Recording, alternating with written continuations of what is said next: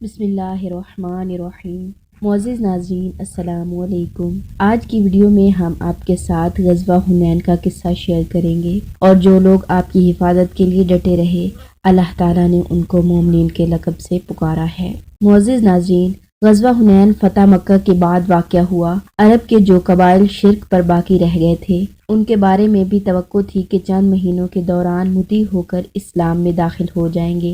نبی اکرم صلی اللہ علیہ وآلہ وسلم مکہ میں رہتے ہوئے قرب و جوار کے قبیلوں کی طرف یکے بعد دیگرے فوجی دستے روانہ فرما رہے تھے، تاکہ پورے علاقے کو بت پرستی سے پاک کر کے لوگوں کو اللہ اور اس کے رسول پر ایمان کے ذریعے ایک ڈوری میں پرو دیں۔ فتح مکہ کے نتیجے میں ہوزان، ثقیف، جسم، نصر اور ان کے حلیف قبائل کو نبی اکرم صلی اللہ علیہ وآلہ وسلم کی مکہ میں کامیابی سخت ناگوار گزری۔ انہیں خطرہ پیدا ہوا کہ مسلمان ان کے خلاف بھی جنگی اقدامات کریں گے، لہٰذا وہ حضرت صلی اللہ علیہ وآلہ وسلم کے روانہ کردہ فوجی دستوں اگر بھیجے گئے ہیں تو ان کو روکنے کے لیے متحد ہو گئے۔ سوائے بنی کعب اور بنی کلاب کے ان کے سب حلیف قبائل نے ان کا ساتھ دیا۔ اس سے پہلے کہ رسول اکرم صلی اللہ علیہ وآلہ وسلم اور مسلمان ان کی طرف پیش قدمی کرتے، یہ 30,000 کا ایک بڑا لشکر لے کر مالک بن عوف کی قیادت میں چل پڑے، تاکہ جہاں بھی رسول خدا ہوں ان پر حملہ کر دیں۔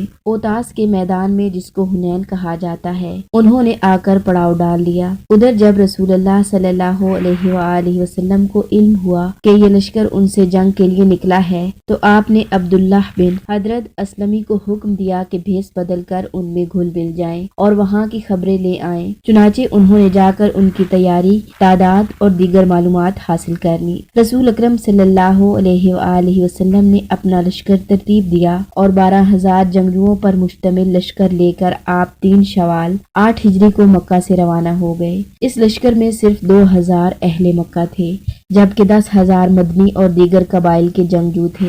نبی کریم صلی اللہ علیہ وآلہ وسلم شام کے وقت حنین پہنچے اور وادی کے داخلی راستوں پر اترے اور صبح تک وہیں ٹھہرے رہے۔ نبی اکرم صلی اللہ علیہ وآلہ وسلم نے لشکر کو ترتیب دے کر علم حضرت امام علی علیہ السلام کے حوالے کیا۔ حضرت جابر بن عبداللہ انصاری بیان کرتے ہیں کہ ہم وادی حنین پہنچے تو تہامہ کی وادیوں میں سے ایک وادی میں اترے۔ صبح کا اندھیرا تھا، دشمن ہم سے پہلے پہنچ چکے تھے۔ وہ گھاٹیوں، موڑوں اور تنگ حصوں سے ہماری گھات لگائے بیٹھے ہوئے تھے۔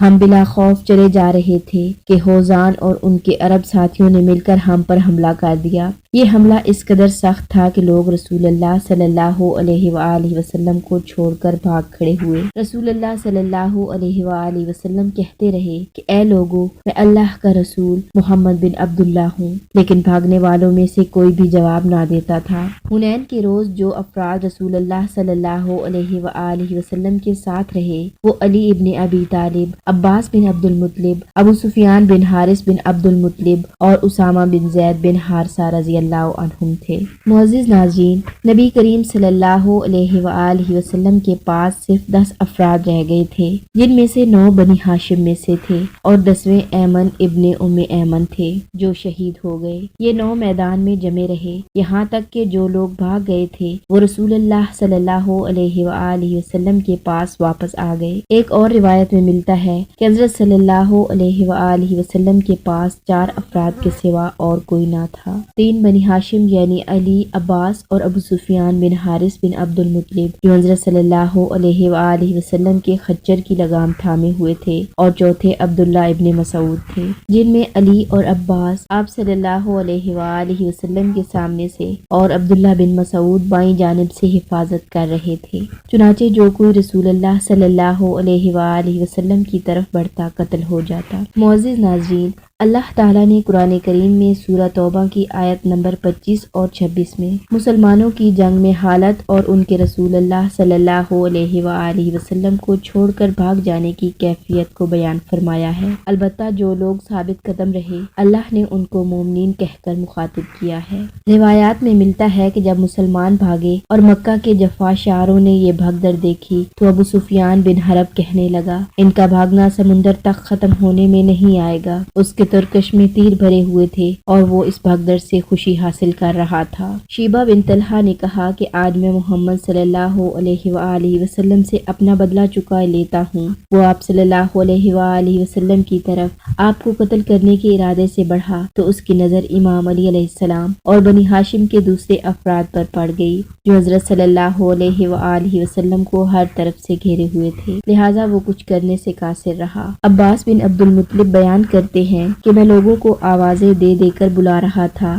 کہ اے لوگو کہاں بھاگے چلے جا رہے ہو، لیکن لوگ دھیان نہیں دے رہے تھے۔ تب آپ صلی اللہ علیہ وآلہ وسلم نے فرمایا کہ اے عباس ذرا چیخ کر کہیے کہ اے صاحبان بیت رضوان، اے صاحبان سورہ بقرہ، اے درخت کے نیچے بیعت کرنے والوں، تم رسول اللہ کو چھوڑ کر کدھر بھاگ رہے ہو؟ سو میں نے لوگوں کو آواز دی اور لوگ واپس آنا شروع ہو گئے، یہاں تک کہ آپ صلی اللہ علیہ وآلہ وسلم کے ارد گرد 100 کے قریب افراد اکٹھے ہو گئے۔ معزز ناظرین، بنی ہوزان کا علمدار جرول مسلمان کی تہ و بالا کرتا ہوا اپنے لشکر سے نکلا۔ امام علی علیہ السلام اس کا مقابلہ کرنے کے لیے آگے بڑھے اور اسے قتل کر دیا۔ روایت میں ہے کہ امام علی علیہ السلام نے بڑھ کر اس کے اونٹ کے پیر قطع کر دیے، جس کے باعث وہ زمین پر گر پڑا اور قتل ہوا۔ اس سے مسلمانوں کے حوصلے بلند ہو گئے اور لڑائی میں دوبارہ جان پڑ گئی۔ آپ صلی اللہ علیہ وآلہ وسلم اپنے خچر پر آگے بڑھتے چلے جاتے اور اپنی تلوار سے مارتے جاتے اور کہتے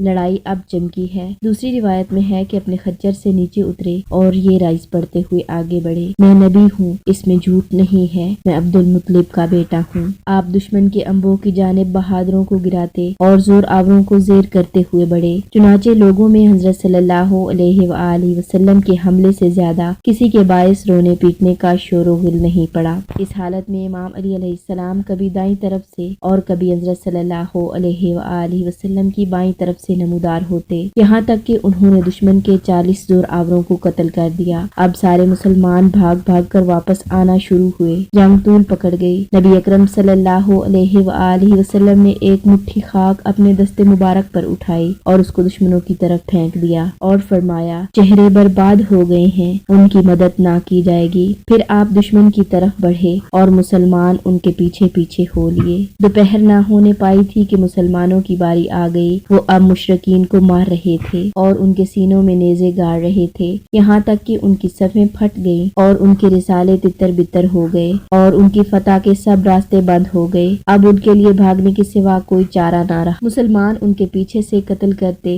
یا گرفتار کرتے چلے آ رہے تھے، کیونکہ رسول اللہ کو بنفس نفیس جنگ کرتا دیکھ کر مسلمانوں کے حوصلے بلند تھے اور اس قسم کی مثال اس سے پہلے نہیں دیکھی گئی تھی۔ آپ صلی اللہ علیہ وآلہ وسلم کے گرد حضرت امام علی علیہ السلام اور وہ بنی ہاشم شریک کارزار تھے جو آپ صلی اللہ علیہ وآلہ وسلم کے ساتھ اس کڑی آزمائش کی ان پہلی گھڑیوں میں ثابت قدم رہے تھے۔ مسلمانوں نے بنی ہوزان کا پیچھا اوتاس تک کیا، مشرکین کی عورتیں قید کر لی گئیں، ان کے قیدیوں کی تعداد 6000 تک پہنچ گئی۔ پھر ان لوگوں نے مال غنیمت کا شمار کیا تو وہ 22000 اونٹ، 40000 بکریاں، 4000 اوقیہ چاندی، اس کے علاوہ بہت سا ساز و سامان مسلمانوں کے ہاتھ آیا۔ کہا جاتا ہے کہ انہی قیدیوں میں شیمہ بنت حارث بن عبداللہ بن عبد العزیٰ تھی جو حلیمہ سعدیہ کی بیٹی تھی۔ انہوں نے اپنا تعارف مسلمانوں کو کروایا تو مسلمانوں نے ان کو آپ صلی اللہ علیہ وآلہ وسلم کی خدمت میں پہنچایا۔ رسول اکرم نے ان کو پہچان لیا اور ان کے لیے اپنی چادر بچھائی اور بٹھایا اور فرمایا کہ اگر تم چاہو تو میرے ساتھ عزت کے ساتھ قیام کرو